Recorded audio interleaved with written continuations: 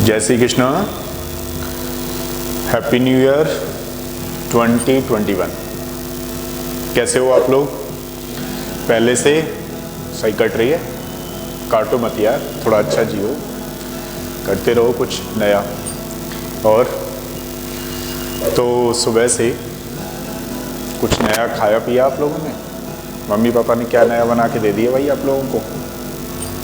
दिया या नहीं दिया? मतलब वही सेम। पहले दिन तो कुछ नया खा लो, गाजर वाजर का हलवा खाओ, थोड़ा कुछ नई रेसिपी बनवाओ अपनी मम्मी से। ऐसे कैसे काम चलेगा भाई? चलो तो फिर 10 मिनट बात करते हैं। हाँ, पढ़ते पढ़ाते तो डेली रहते हैं, कभी कभार ही ये चीज़ें होती हैं जिससे 10 मिनट्स आपके साथ डिस्कशन का रहता है। तो सबसे पहले तो मेरी तरफ से, हमारी पूरी टीम की तरफ से आप सभी लोगों को very very happy new year. और ये साल आपके लिए बहुत अच्छा आए।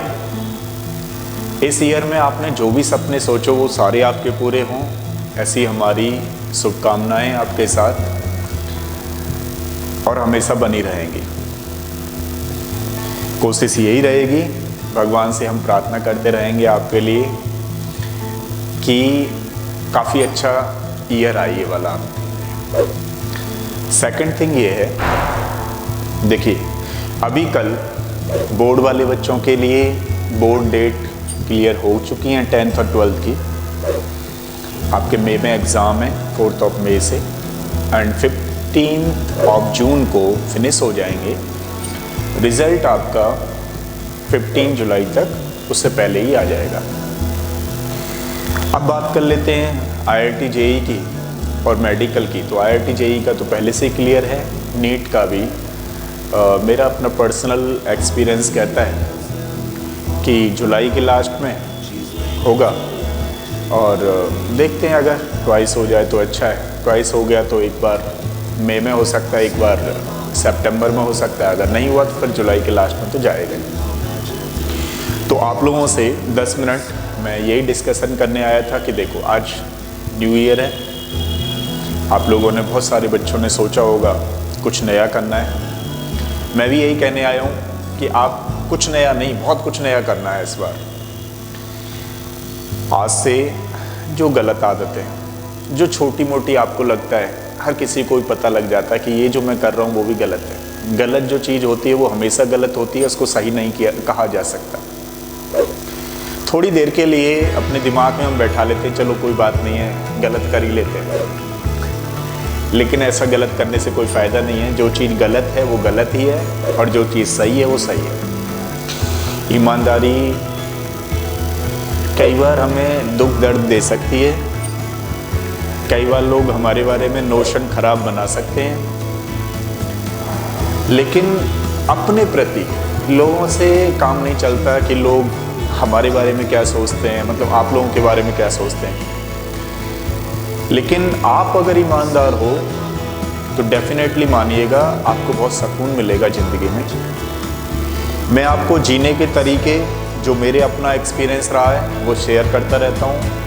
अब ये डिपेंड करता है कि इसको कितने बच्चे फॉलोअप में लेते हैं। ये चीज़ मैं भी जानता हूँ कि सारे बच्चे मेरी बातों से एग्री नहीं होंगे और हो भी नहीं सकते, लेकिन जो बच्चे एग्री होंगे या मेरी जो ड्यूटी है उसको मैं हमेशा करता रहूँगा। ये पहले से ही कहता आया हूँ और कहता रहूँगा, करता रहूँगा। कहने से भी कोई फ़ायदा नहीं, करता रहूँगा, अपनी ड्यूटी को कंप्लीट करूँगा। तो मैं आपसे यही चाहता हूँ कि देखिए आपके पेरेंट्स काफ़ी अच्छे हैं और काफ़ी अच्छे होते भी हैं। हर पेरेंट्स चाहता है उसका बच्चा बहुत अच्छा बने, और वो भी आप लोगों से काफ़ी प्यार करते हैं। तो मैं चाहता हूँ आप लोग भी अपने पेरेंट्स को उनसे ज़्यादा प्यार करो। अब ये प्यार कैसा हो सकता है? मान लीजिए अगर आपका सिलेक्शन होता है तो उनको बहुत अच्छा लगेगा, डेफिनेटली बहुत अच्छा लगेगा। आपके मम्मी पापा काफ़ी खुश होंगे। तो उनको कुछ नया देते रहिए, जितना वो प्यार आपको देते हैं उस प्यार के फॉर्म में उनको बहुत अच्छा कुछ नया देते रहिए। जैसे कि मान लीजिए आपका 12th करते करते रिजल्ट निकालिए, बहुत अच्छा लगेगा उनको कि अच्छा हमारा बेटा या बेटी ने बोर्ड के साथ बहुत अच्छा रिजल्ट दिया है। इसके लिए एक दिन की प्रैक्टिस नहीं होती है, ये आप लोग भी जान चुके हैं और इंस्टीट्यूट को ज्वाइन किए हुए आपको भी 2 ईयर हो चुके हैं। कुछ बच्चे फर्स्ट ईयर में हैं, 11th में, कुछ लोगों को 2 साल हो चुके हैं, मतलब 11 12 दोनों ईयर हैं यहाँ पे। इस बार थोड़ा ऑनलाइन रहा है, लेकिन कोशिश पूरी की गई है। जितने एफ़र्ट्स होते हैं उतने एफ़र्ट्स लगा रहे हैं, आगे भी लगाएंगे। जितनी चीज़ें हमसे हो पा रही हैं उससे ज़्यादा एफ़र्ट्स लगाने की कोशिश कर रहे हैं। आपसे भी उतनी उम्मीद करते हैं हम लोग भी, जितना हम लोग कर रहे हैं। डेफिनेटली मुझे पता है कि सारे बच्चे बहुत अच्छे हैं और मेहनत भी कर रहे हैं। मैं ये चाहता हूँ कि आप जो मेहनत कर रहे हो उससे थोड़ा सा और ज़्यादा मेहनत करो, जिससे एक अच्छा रिजल्ट आ सके। देखिए होता क्या है पेरेंट्स का कि वो एक नोशन बना लेते हैं, भाई ठीक है मेरा बच्चा कर लेगा, आप भी सोचते हो। लेकिन कई बार क्या होता है कि हम उतने एफर्ट्स नहीं कर पाते जितने हमें करने चाहिए, कहीं ना कहीं वो कमी रह जाती है। तो मैं ये चाहता हूँ आप लोगों से जस्ट कि वो कमी जो है आप इन दौरान ही कंप्लीट कर लो। इस दौरान ही कैसे, जैसे मान लीजिए इस बार बोर्ड के एग्ज़ाम लेट हो रहे हैं, अब आपको क्या करना चाहिए, अभी जनवरी है, आपको 11th का रिवीजन लगा लेना चाहिए। ऐसे चैप्टरों पे ज़्यादा लगाना चाहिए, मेरे हिसाब से तो पूरे सिलेबस का लगाना चाहिए 11th का। आपको 1 मंथ जनवरी का 11th के नाम कर देना चाहिए। अभी क्योंकि आपने 12th का सिलेबस पूरा कंप्लीट कर लिया है, उसको थोड़ा सा एक साइड रख दो और हो सके तो 1 घंटे थोड़ा सा क्योंकि 12th को ऐसे देख लो, बाकी जो मेन फोकस करना है 11th को कर लो अभी के लिए, जो बच्चे 12th क्लास में हैं, जिससे आपका फिर फरवरी में आपको फुली फोकस करना है बोर्ड के लिए भी प्लस जेई नीट के लिए भी। देखिए बोर्ड के लिए फरवरी में आपको क्या करना है, जब आप सिलेबस रिवाइज करें तो 10 ईयर के अनसॉल्व क्वेश्चन पेपर आते हैं, उनको ले लीजिए और एक दिन में एक चैप्टर आपको लगाना, मतलब एक पेपर सॉल्व करना है, वो भी टाइम के साथ 3 आवर्स। जैसे मान लीजिए आप क्लासरूम में हो और आप अपना पेपर दे रहे हो, जितनी अच्छी आप प्रैक्टिस करोगे उतना अच्छा आप में कॉन्फिडेंस आता रहेगा, और जितना अच्छा आपको कॉन्फिडेंस आता रहेगा वही कॉन्फिडेंस आपको जिताने के लिए हेल्पफुल होगा। देखिए होता क्या है, ये चीज़ स्टूडेंट भी अच्छी तरीके से जानता है कि जिस दिन एडमिशन लेते हैं उस दिन समझ में नहीं आती, फिर दूसरे दिन बहुत अच्छा समझ में आता है, तीसरे दिन और अच्छा समझ में आता है। अब आप देखिए एक डांसर है, मान लीजिए डांसर का एक एग्जांपल लेते हैं, क्या उसकी पूरी होल बॉडी मूवमेंट में आ जाएगी? नहीं आएगी। पहले वो डांस करना सीखता है, डांस करना तो बाद में सीखता है, पहले स्टेप ही नहीं समझ पाता। जो मेंटर होता है डांस सिखाने वाला वो उसको बताता है, क्योंकि उसका तो स्टेप के हिसाब से कर चल रहा है, लेकिन जो सीखने वाला है उसको समझ में नहीं आता। फिर उसकी बॉडी बहुत प्रैक्टिस करता है तो डेफिनेटली उसकी बॉडी मूवमेंट में आ जाती है, वो भी अपना बहुत अच्छा करना शुरू कर देता है। कई बार तो साल लग जाते हैं, महीने साल प्रैक्टिस करने में, तब एक अच्छा डांसर बन के निकलता है। एक एग्जाम्पल और ले लेते हैं स्पोर्ट्स पर्सन को। स्पोर्ट्स पर्सन पहले किसी भी चीज़ को करता है तो उसको थोड़ा टफ लगता है, स्टार्टिंग में टफ लगता है, लेकिन फिर प्रैक्टिस करते करते उसको काफ़ी चीज़ें अच्छी लगने लग जाती हैं। डेफिनेटली एक फेज़ ऐसी आ जाती है जिसमें उसको वो प्रैक्टिस ही अच्छी लगती है, फिर कोई दूसरी चीज़ अच्छी नहीं लगती है। तो मैं यही कह रहा हूँ, आपने अपने एग्ज़ाम के लिए बहुत मेहनत की है, 2 ईयर आपको हो गए, 11th पढ़ा है आपने, 12th पढ़ रहे हो, और 13 वाले बच्चे भी जिन्होंने 12th कर लिया है, वो भी अपनी चीज़ों को प्रैक्टिस इतना करिए ताकि आपको पढ़ाई बहुत अच्छी लगने लगेगी। और एक चीज़ और कही जाती है हमारे उधर क्या, मान लो आप गांव, मान लो हमारे गांव में बोला जाता है कि पढ़ाई एक ऐसी चीज़ है जिसको कोई चोरी नहीं कर सकता। जितना आप पढ़ोगे कोई नहीं ले जाएगा, भाई पैसे वैसे तो कोई चुरा के भी ले जाएगा। तो नॉलेज में ज़्यादा ध्यान देना ज़रूरी है, नॉलेज बढ़ाते रहना है अपनी। दूसरा, एक एनर्जी और जोश भी आप में होना चाहिए और पॉजिटिव थिंकिंग। एक यहाँ पे एग्जांपल और दूंगा मैं। होता क्या है, कई सारे पेरेंट्स तो बच्चे को मालूम ही नहीं पड़ने देते हैं कि क्या चल रहा है। बच्चे को बहुत प्यार से रखते हैं, कभी ज़रूरत पड़ी तो उनकी पूरी ज़रूरतों को पूरा करते रहते हैं। कई बार बच्चे को पता नहीं लग पाता अंदर ही अंदर क्या चल रहा होता है। लेकिन कुछ पेरेंट्स क्या होते हैं कि बच्चे को भी मालूम रहता है कि हमारे घर में क्या चल रहा है। अच्छा, उससे क्या होते हैं कि वो दुखी होने लगते हैं। अब दुखी होने से क्या होता है, उनकी पढ़ाई पे इफेक्ट पड़ता है।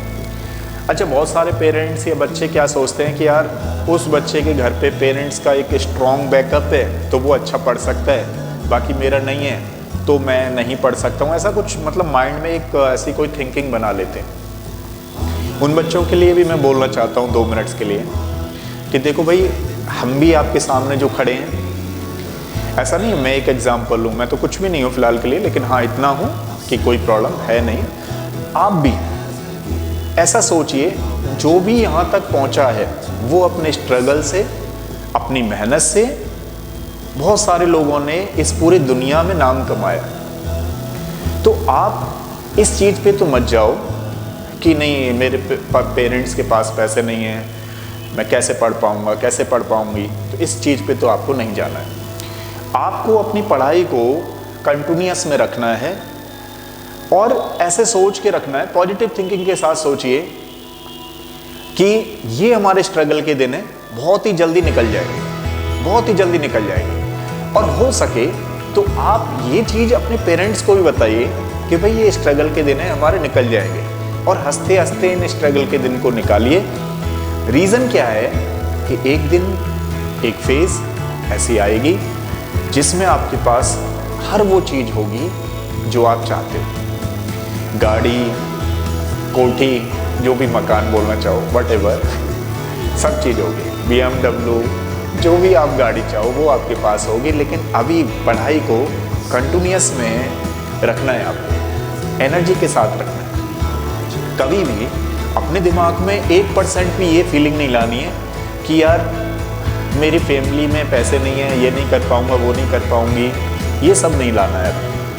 अगर ऐसी कोई प्रॉब्लम है भी किसी बच्चे के साथ तो उस बच्चे के लिए मैं ये बात कहना चाह रहा हूँ। हालांकि अब तो पहले जैसे नहीं रहे, मुझे नहीं लग रहा कि अब बहुत ज़्यादा लोग गरीब रहते होंगे या कुछ ऐसा है।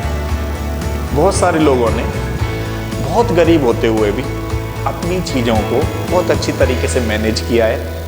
आज वो उस मुकाम पे हैं ताकि वो ये कह सकते हैं कि हम कहाँ से उठ करके आए, और उनको बड़ी अच्छी फीलिंग मिलती होगी। एक्चुअली मैं बताऊँ तो बहुत अच्छी फीलिंग आती होगी कि यार हम कहाँ थे, हम मतलब खाना नहीं मिलता था हमें और हम आज यहाँ हैं। बहुत सारे लोगों ने तो बेड नाम की कोई चीज़ ही नहीं देखी थी। बेड बेड का मतलब समझ रहे हो, थोड़ा समझ रहे हो आप लोग, कुशन वगैरह थोड़े अच्छे होते हैं ना, उन्होंने कभी ये फीलिंग नहीं देखी। लेकिन जब वो बन जाते हैं तो उनको फीलिंग आती है, फिर अंदर से सोचते हैं यार बड़ा मज़ा आ रहा है। समझ रहे हो मेरी बात?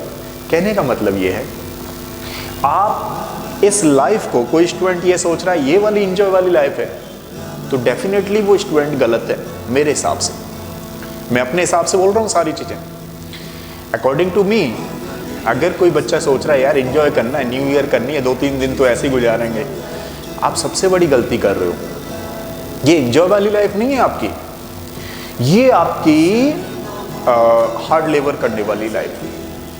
इस समय जितनी मेहनत कर सकते हो आप लोग, उतनी मेहनत आपको अपनी बॉडी से करनी है। एक और चीज यहां पे देखिए, होता क्या है, हर किसी का एक टाइम होता है। मान लीजिए आज मुझसे कोई कहता कि सर आप PhD कर लीजिए, तो हो सकता है शायद मैं नहीं कर पाता। भले ही चाहे मुझे JRF मिलती, SRF मिलती, फिर भी मैं नहीं कर पाता। उसके पीछे मैं रीजन समझता हूं कि हर कोई चीज़ जो होती है वो टाइम के अकॉर्डिंग होती है। जब टाइम निकल जाता है तो फिर वो चीज़ हाथ नहीं लगती जिसका हमें इंतज़ार होता है। एक्चुअली में बताऊं तो उस समय हम लोग फुल फ्लैश में हुआ करते थे, मतलब ठीक है अब पढ़ा रहे नेट गेट को तो हमारे पास हैं वो चीज़ें, एक्सपीरियंस भी है, हम आज भी नेट में बैठेंगे तो निकाल देंगे। लेकिन अगर मैं अपने लिए अपनी चीज़ को हटा देता हूँ, थोड़ा सा किसी दूसरे को पकड़ता हूँ जो कॉलेज में पढ़ा रहा है, उससे भी अगर कहें कि भैया नेट दोबारा दे दो, गेट दोबारा दे दो, ऐसा पॉसिबल नहीं है। मान लो मुझसे ही आप कहो सर नीट दोबारा दे दो, आप MBBS कर लो दोबारा से, तो ऐसा नहीं हो सकता, क्योंकि गवर्नमेंट ने तो 25 ईयर्स ही बनाई है, मैं तो 35 ईयर का हूँ, तो ऐसे कैसे काम चलेगा? हो नहीं सकता ना, पॉसिबल ही नहीं हो सकता। तो मैं बच्चों आपसे क्या सिखा रहा था कि देखिए ज़्यादा तो अपने पास कुछ ऐसा एक्सपीरियंस खास है नहीं है, हाँ वैसा वाला एक्सपीरियंस नहीं है कि कैसे लाइफ को एंजॉय करें, लेकिन हाँ इतना ज़रूर है लाइफ को जीने का कि कैसे हमें कब और कहाँ पे कौन सा काम करना है। तो कहने का मतलब मैं ये कहना चाह रहा हूँ, एक फेज़ होती है किसी भी एग्ज़ाम को क्रैक करने की, किसी एग्ज़ाम को निकालने की, उस फेज़ में जल्दी जल्दी निकल जाते हैं एग्ज़ाम, तो आपको भी खुशी मिलती है, आपके पेरेंट्स को भी खुशी मिलती है, और जो आप सोचते हो वो होता जाता है। लेकिन मान लो कुछ टाइम सा निकल जाता है तो उसमें वो फुल फ्लैशिंग नहीं आ पाती कि हाँ भाई, क्योंकि दिमाग में बहुत सारे कॉन्सेप्ट चलने लगते हैं। जैसे मैं अभी आपको एग्जांपल दे रहा था कि अभी मुझसे कोई कह दे कि ये करो, तो पॉसिबल ही नहीं कर सकता, क्योंकि टाइम नहीं है। और उस तरीके की, जैसे मान लो अगर मैं आप MBBS में एडमिशन ले भी लूँ तो वो नहीं कर पाऊँगा, प्रैक्टिकली नहीं कर पाऊँगा। थियोरटिकली तो ये है कि चलो भाई दे दिया, रट्टा मार के चल रहा है, लेकिन जो एक्चुअली में एज होनी चाहिए MBBS करने की या BTech करने की, तो वो तो नहीं है ना, और उस लेवल से कर भी नहीं पाऊँगा। तो एक एग्जाम्पल मैंने इसलिए समझाया कि आप लोग टाइम का बड़ा ध्यान रखिए, और काफ़ी अच्छे बच्चे हो, एनर्जी के साथ इस बार पूरी दम लगा दो, जितनी दम लगा सकते हो, और एक अच्छा पर्सन भी बनने की कोशिश करो। क्योंकि देखिए लाइफ में बहुत सारी चीज़ें होती हैं, उनमें मेरे अकॉर्डिंग जो चीज़ें होती हैं एक अच्छा पर्सन बनने वाली भी होती है। अच्छा पर्सन इन द सेंस ईमानदारी, जैसे मैं अभी बता रहा था आपको, वो लाओ अपने अंदर जितना हो सके। कभी भी हमें मतलब पैनिक नहीं होना है हर चीज़ में कि हाँ ये नहीं मिली तो इतना इरिटेशन, ये सब। बड़े आराम से लाइफ को जियो और कूल माइंड होकर के जियो। 2-3 चीज़ें मैंने आपको बताई हैं, ठीक है। कभी भी मत ये सोचो कि हम गरीब हैं या कुछ ऐसा है, नहीं, स्ट्रगल के दिन हैं, आगे आपके दिन बहुत अच्छे आएंगे, ये भी ध्यान रखिए, ठीक है। और दूसरा, अभी आप सर्दियाँ चल रही हैं, एक पॉइंट और समझाऊंगा मैं आपको। सर्दियाँ चल रही हैं, बाहर नहीं निकलना है, जब तक नहीं निकलना है जब तक कोई बहुत ही इम्पोर्टेंट वर्क ना हो। प्रॉपर वे में कपड़े पहन के, मैंने लास्ट वीडियो में बताया था मंकी कैप लगानी है, मंकी कैप नहीं है, सुबह शाम वैसा वाला कैप। कुछ बच्चे कहते हैं सर मुझे बहुत ख़राब लगता है, उन बच्चों के लिए मफलर लगा लो। मफलर जानते हो, ले आओ मफलर ज़रूर बांधो, कानों को बंद करके रखना है। सुबह शाम की सर्दी बहुत बढ़ गई है, समझ रहे हो।